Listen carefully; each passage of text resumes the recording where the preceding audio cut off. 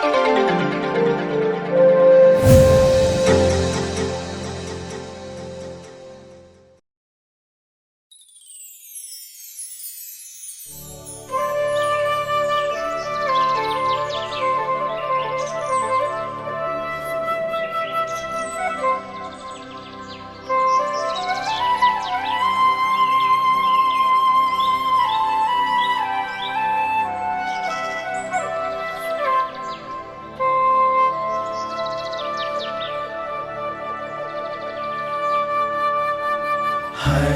घर में ईश वचन, सत्य वचन, जीवन वचन।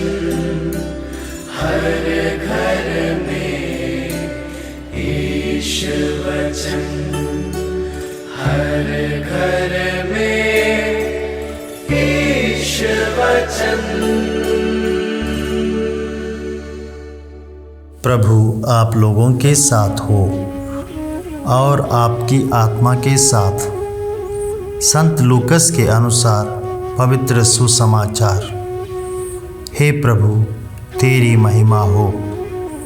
अध्याय 4 पद संख्या 24 से 30 तक। ईसा ने कहा, मैं तुमसे यह कहता हूँ, अपनी मातृभूमि में नबी का स्वागत नहीं होता। मैं तुम्हें विश्वास दिलाता हूँ कि जब एलियस के दिनों में 3.5 वर्षों तक पानी नहीं बरसा और सारे देश में घोर अकाल पड़ा था, तो उस समय इस्राएल में बहुत सी विधवाएं थीं। फिर भी एलियस उनमें से किसी के पास नहीं भेजा गया। वह सीदोन के सरेप्ता की एक विधवा के पास ही भेजा गया था। और नबी एलियस के दिनों में इस्राएल में बहुत से कोढ़ी थे, फिर भी उनमें से कोई नहीं बल्कि सीरी नामान ही निरोग किया गया था। यह सुनकर सभागृह के सब लोग बहुत क्रुद्ध हो गए। वे उठ खड़े हुए और उन्होंने ईसा को नगर से बाहर निकाल दिया। उनका नगर जिस पहाड़ी पर बसा था, वे ईसा को उसकी चोटी तक ले गए ताकि उन्हें नीचे गिरा दें, परंतु वे उनके बीच से निकलकर चले गए। प्रभु का सुसमाचार। हे क्रिस्त तेरी स्तुति हो। प्यारे मित्रों, आज का सुसमाचार नाज़रेत के सभागृह में घटित एक दृश्य का दूसरा भाग है, जिसमें प्रभु यीशु आधिकारिक रूप से मसीहा, उद्धारकर्ता और मुक्तिदाता के रूप में अपने मिशन की घोषणा करते हैं। प्रभु यीशु की शिक्षा सुनकर वहाँ उपस्थित लोग विस्मयपूर्वक एक दूसरे से पूछते हैं, उसे यह सब कहाँ से मिला? विस्मय के साथ लोग अविश्वासी ठहरे। उनकी वास्तविक पहचान से लोग अंधे बने रहे। मूल रूप से वे उन्हें अस्वीकार करते हैं। उनके लिए वह सिर्फ बड़ाई का बेटा है।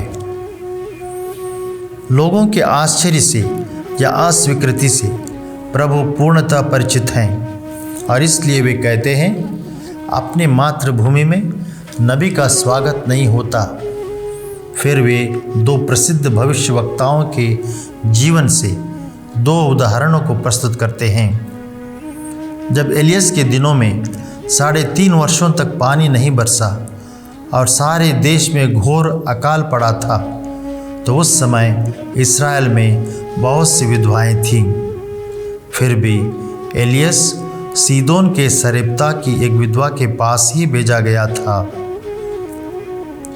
और नबी एलियस के दिनों में इस्राएल में बहुत से कोढ़ी थे, फिर भी उनमें कोई नहीं बल्कि सीरी नामान ही निरोग किया गया था। प्रभु यीशु को लोग एक नबी या भविष्यवक्ता के रूप में स्वीकारना पसंद नहीं करते हैं। एलियस और एलियस के बारे में उनकी टिप्पणी उन्हें बेहद आपत्तिजनक लगती है। इसलिए वे सब लोग क्रुद्ध हो गए और उन्होंने यीशु को नगर से बाहर निकाल दिया। जब अहंकार का सामना सच्चाई से होता है तो इसकी एकमात्र प्रतिक्रिया क्रोध और हिंसा होती है। नाज़रेत के लोग यीशु में परमेश्वर को पहचानने में एवं परमेश्वर की आवाज़ सुनने में विफल हो गए। उन लोगों की तरह हम भी यही सोचते हैं कि हम उन्हें अच्छी तरह जानते हैं। यीशु द्वारा चुने गए लोगों को हम सुनना नहीं चाहते, क्योंकि हमें लगता है कि ऐसे लोगों के माध्यम से ईश्वर कैसे हमसे बात कर सकता है।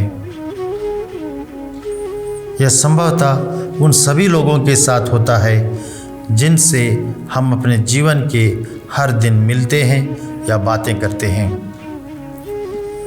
हमें चाहिए कि हम प्रभु द्वारा चुने गए या भेजे गए लोगों का स्वागत करें, सम्मान करें, सेवा करें और उनकी सुने।